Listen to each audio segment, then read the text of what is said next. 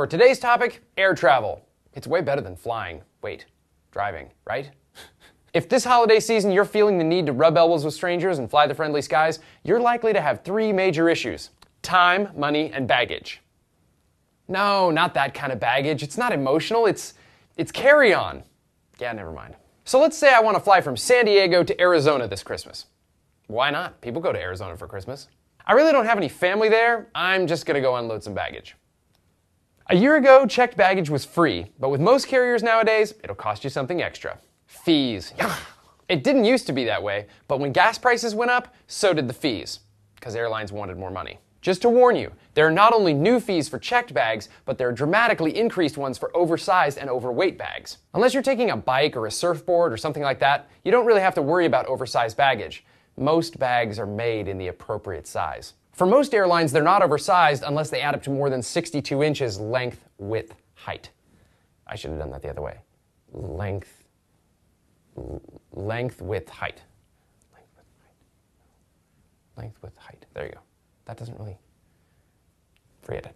But let's say one of your bags is really overweight, like you went nuts and you felt like you had to bring your weightlifting equipment with you. Here's a neat trick. Just put some of your heavy stuff in your carry-on. If it fits. Come on, you can do it. Because they don't check the weight of the carry-on. Just be careful where you set it down. Oops. Now that we've covered most of your baggage issues, it's time to talk about time and money, and we'll do those together. So back to planning my little jaunt to Phoenix. Should I drive or should I fly? It means save time and spend money, or spend time and save money. And which one does which?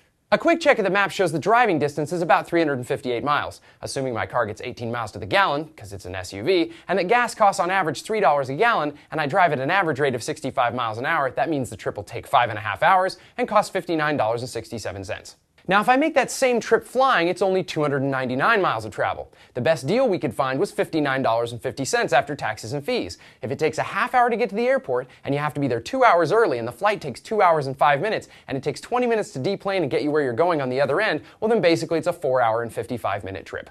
So in a car, it costs about 17 cents more and takes about a half hour longer to drive. Now, there are a ton of other factors we haven't included, like wear and tear on the car, the likelihood of accidents, extra baggage fees, layovers, and the cost of renting a vehicle if you fly. The whole point, for all you people who want to flame us in the comments, was just to give you a basic idea. Say it with me. Terms of use.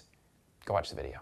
We set up a little calculator on our website to help you figure out which way you should travel on your next trip. There are so many factors, I don't think we can really draw any specific conclusions. But for me, the general rule of thumb is this. Under 400 miles usually means driving. 400 to 800 could go either way, and more than 800 usually means flying. With all of my baggage. And we didn't even get a chance to bring up the idea of carpooling or traveling with multiple people. The magic number seems to be 3, though. Imagine that. When you're traveling in a group that size, it's almost always cheaper to drive. Unless you're going to Hawaii. Or New Zealand, or China.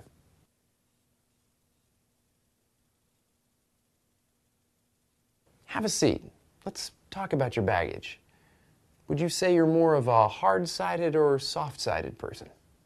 I mean, it really makes a difference. I'm soft-sided.